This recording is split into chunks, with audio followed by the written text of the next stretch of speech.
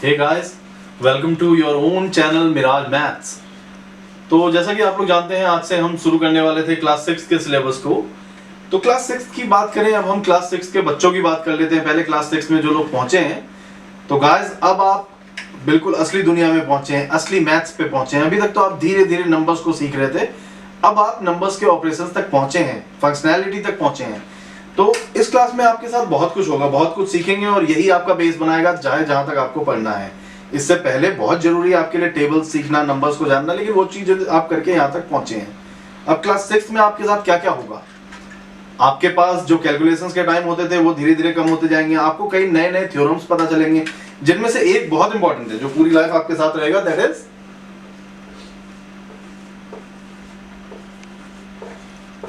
The formula which is BODMAS, in which B stands for bracket, O for off, D for divide, M it's for multiply, A addition, and S stands for subtraction। वैसे तो guys ये सब देखने में लगता है कि हमने सिर्फ फुल फॉर्म लिखे हैं, और वाकई ये सिर्फ फुल फॉर्म है, लेकिन जिस ऑर्डर में है उसी ऑर्डर में आपको पूरी जिंदगी चलना है। जब भी आपके पास आपके सामने कोई क्वेश्चन होता है तो सबसे पहले आप ब्रैकेट को सॉल्व करेंगे। जो भी ब्रैकेट्स हैं, धीरे धीरे ब्रैकेट्स के ऑर्डर्स, ब्रैकेट्स आपके पास 2-3 टाइप के होते हैं जो आप धीरे धीरे पढ़ेंगे इस क्लास में। तो उन ब्रैकेट्स में से सबसे छोटा ब्रैकेट को आप पहले सॉल्व करेंगे, then the bigger bracket, then उससे बड़े वाला अगर है तो पहले आप ब्रैकेट्स को सॉल्व करेंगे। उसके बाद अगर कहीं ऑफ इज रिटन OF, जहां OF लिखा है उसका मतलब होता है मैथ्स में मल्टीप्लाई। जहां भी ऑफ लिखा है उसे आप पहले करेंगे। Then D that is divide, इसके बाद आप फिर देख रहे हैं मल्टीप्लाई है। तो मल्टीप्लाई अगर सिंबलिक फॉर्म में है, अगर आपके पास मल्टीप्लाई लिखा है सिंबलिक फॉर्म में, तो आप मल्टीप्लाई को डिवाइड के बाद करेंगे। लेकिन अगर मल्टीप्लाई की जगह आपके पास ऑफ लिखा है तो आप पहले मल्टीप्लाई करेंगे फिर डिवाइड, देन उसके बाद आपको एडिशन करना है और फिर सब्ट्रैक्शन करना है।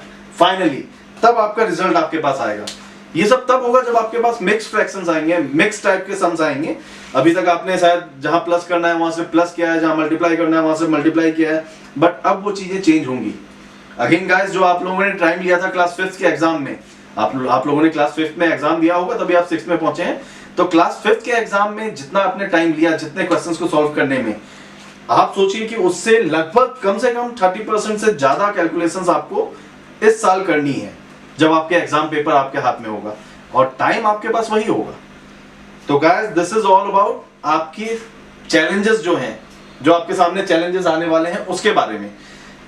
अब इन चैलेंजेस को हम कोऑप कैसे करें, आपके पहले एक्सरसाइज जो हम नो योर नंबर है, आपके नंबरों को जानना, उस एक्सरसाइज को हम जरूर शुरू करेंगे। लेकिन उससे पहले गाइस ये देखते हैं कि ये जो कैलकुलेशंस की प्रॉब्लम आएंगी, जो आपके पास टाइम लिमिट्स आएंगी, जो कि अब से शुरू हो गई हैं और क्लास 10 तक तो बहुत बढ़ जाएगी। अब से मे बी आपके पास 3-4 गुना होगा काम करने के लिए, टाइम वही होगा।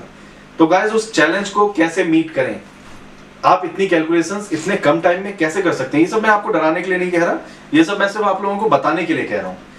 तो गाइस अब आप लोगों को विजुअलाइज करनी पड़ेंगी चीजें, जो आपके पास आपका दिमाग है। अगर आप लोग जानते हो, आप लोग स्टूडेंट्स हैं, मे बी आप लोग, मुझे लगता है कम से कम 90% स्टूडेंट्स जो है वो तो जानते होंगे आइंस्टाइन कौन है, मे बी 100% लोग जानते हो।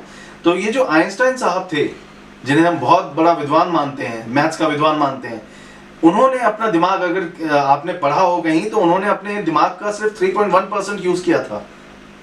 तो सोचिए आपके पास कितना दिमाग है। अब उस दिमाग को आप यूज कैसे करेंगे इन चैलेंजेस के लिए। तो उस दिमाग को यूज इसलिए नहीं करना है कि आपने देखा होगा, या आप लोगों में से कई लोग करते होंगे कि बुक लेके बैठ गए, मैम ने ऐसे सॉल्व करवाया, सर ने ऐसे सॉल्व करवाया, रटना शुरू कर देते हैं। क्रैमिंग जिसे हम कहते हैं, आप एक एक वर्ड को बार बार रटते हैं, पूरे क्वेश्चन को और आंसर को एक साथ रटते हैं, और जब तक वो एक एक वर्ड आप सही नहीं बोल लेते तब तक आप रटते रहते हैं। बेटा ये मैथ्स में नहीं हो सकता। मैथ्स में आप रट के कभी भी, जिसे हम कहते हैं सक्सेसफुल होना, वो आप कभी नहीं कर पाएंगे। मैथ्स में आपको समझना है, और अब जो आप लोग प्लस माइनस मल्टीप्लाई कॉपी में करते थे या मैं आपको बोर्ड में करके दिखाऊं, उसकी जगह आपको यहां करना है। पूरी दुनिया है आपके पास यहाँ पे सिर्फ ब्लैक बोर्ड नहीं है, आपके पास ऐसे करोड़ों बोर्ड्स हैं आपके दिमाग के अंदर। आपको जो भी करना है वही करना है, आपको विजुअलाइज करनी है चीजें। जैसे अगर मैं कहूं 500 into 10, तो 500 into 10 आप यहां नहीं लिखेंगे या अपनी कॉपी में नहीं लिखेंगे। 500 into 10 आप आंखों के सामने लिखेंगे। कई स्टूडेंट्स को, अपने कई दोस्तों को आपने देखा होगा कि एग्जाम देते वक्त ऐसे या ऐसे, वो जो उनके हाथ हिलते हैं वो अपने दिमाग में वो चीज विजुअलाइज कर रहे होते हैं। आपने जो भी कुछ एक बार देख लिया वो आप कभी नहीं भूलते, वो आपके दिमाग में कहीं ना कहीं होता है। बस उस चीज को यहां से, जहां आपने स्टोर किया है, वहां से सामने लाना, ताकि आपकी आंखें देख पाए और ताकि आप उसे लिख पाए। वो चीज इंपॉर्टेंट है। उस चीज के लिए आपको थोड़ी सी कंसंट्रेशन बढ़ानी है अपनी, ज्यादा कुछ नहीं। आप भी इंसान हैं, हम भी इंसान हैं, आइंस्टाइन साहब भी इंसान थे। हम लोग कर लेंगे, हम कामयाब हो जाएंगे। तो धीरे धीरे आप कॉपी का यूज कम करें और धीरे धीरे अपने माइंड पे कैलकुलेशंस का जोर डालें। माइंड के अंदर कैलकुलेशंस करना शुरू करें। लाइक मे बी अगर मैं कहूं 595 इंटू मे बी 25, तो ये थोड़ा एक बड़ा कैलकुलेशन तो है, लेकिन आप कोशिश करेंगे कॉपी में लिखने के लिए तब तो आप कर ही लेंगे। लेकिन अगर दिमाग में कोशिश करेंगे तो कैसे कर सकते हैं आप इसे? थोड़ा सा आपको लिखने के लिए 4 लाइंस मिल गई। जब मैंने बोला था 500 into 10 तो एक ही लाइन थी, 1 into 5 and 3 zeros, तो 5000 हो गया। बट 595 into 25 जब आप करेंगे तो क्या होगा? पहले आप 25 into 5 करेंगे। सी मैं ऐसे लिख रहा हूं अपने आप को बताने के लिए, ऐसे ही आपको करना है। 25 into 5 that is 125। तो सबसे पहला नंबर आपके पास 125, then 25 into 9 that is 225। But actually वो 9 नहीं है, वो 90 है। हमने कहा 595, तो अगर वो 90 है तो ये 225 की जगह 2250 होगा। 2250 प्लस 125। अभी हमारे पास ये दो फिगर्स हैं जो आपको दिमाग में रखना है। It is not very difficult. Then आपके पास थर्ड नंबर आपके पास आना है which is 25 into 5। Again it is 125, लेकिन ये 5 जो है वो 100 पोजीशन पे है, तो आपके पास 500 है। 5 into 500 दैट इज 12500, 12500। तो अब हमें दिमाग में करना है 12500 plus 2250 that is 14550 and then plus 125। तो 14550 plus 100 that is 14650 plus 25 that is 14675 sorry. तो इसी तरीके से आपको धीरे धीरे अपने माइंड में कैलकुलेशंस करने की कोशिश करनी है। अभी बहुत टाइम है एग्जाम में, आपको उस टाइम के आने से पहले पहले अपनी कैलकुलेशंस पे जोर डालना है और ऐसे ही कैलकुलेशंस अपने दिमाग में करने की कोशिश करनी है। बहुत अच्छा लगता होगा आप लोगों को जब आपका कोई फ्रेंड आपके सामने होता है और उसने, टीचर ने कोई सवाल पूछा, ऐसा ही कोई मल्टीप्लिकेशन प्रॉब्लम दी ब्लैक बोर्ड पे और उसने बता दिया उसे जल्दी। जिसे भी जल्दी बताना है वो कॉपी छोड़ के दिमाग में करता है, और वो आप भी कर सकते हैं। जब आप दूसरों के लिए क्लैप करते हैं तो दूसरे आपके लिए भी क्लैप करेंगे। You have to do it, और ऐसे ही आप जल्दी से पहुंच पाएंगे। मैं इसके लिए आपको एक इंस्टेंस बताता हूं। मैं अपनी लाइफ की हिस्ट्री शेयर करता हूं। लोगों को 3 घंटे मिलते हैं एक एग्जाम सीट सॉल्व करने में क्लास 10th के। क्लास 10th में जब मैंने अपना पेपर सॉल्व किया था, ऑफ कोर्स मैंने 100% नहीं किया था, कर सकता था बट मैं बहुत आलसी था, तो मैंने 70% के अप्रोक्स पेपर सॉल्व किया था, 30% छोड़ दिया था। तो वो जो 70% मैंने सॉल्व किया था, वो सॉल्व किया था मैंने 1 घंटे कुछ 10 मिनट के आसपास में। हालांकि मुझे बाहर नहीं निकलने दिया गया, जो कि एक रेगुलेशंस होते हैं सीबीएसई के, बट मैं क्लास में ही सो गया फिर, क्योंकि मैं वैसे तो आलसी था इस वजह से भी, बट दूसरी बात ये थी कि मैंने वो जो 70% पेपर था वो 1 घंटे 10 मिनट में सॉल्व कर लिया।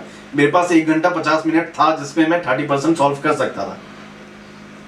मैंने नहीं किया, लेकिन अगर आप लोग माइंड में कैलकुलेट कर सकते हैं तो आप भी ये टाइम बचा सकते हैं। जो मुश्किल सवाल होते हैं उन्हें बाद में करने के लिए ये टाइम बचाना बहुत जरूरी है। जो आसान होता है पहले करते जाओ एंड मुश्किल को आखिर में करेंगे। सो गाइस, आपकी एक्सरसाइज स्टार्ट करेंगे हम इन द नेक्स्ट वीडियो। तब तक के लिए आप इसको प्लीज प्रैक्टिस करिए। मैंने यहाँ कुछ नहीं लिखा, लेकिन यहाँ बहुत कुछ लिखा है, और उम्मीद करता हूँ कि आपके यहाँ भी मैं बहुत कुछ लिख गया जिसे आप प्रैक्टिस करेंगे। Thank you so much guys. अगर आपको ये वीडियो अच्छी लगी हो तो प्लीज सब्सक्राइब करें, और अगर आपके मन में कोई सवाल हो तो प्लीज हमें कमेंट्स करके बताएं। तब तक के लिए बेल आइकन दबाना ना भूलें ताकि हमारी अगली वीडियो का आपके पास अलर्ट आ जाए। Thank you so much guys.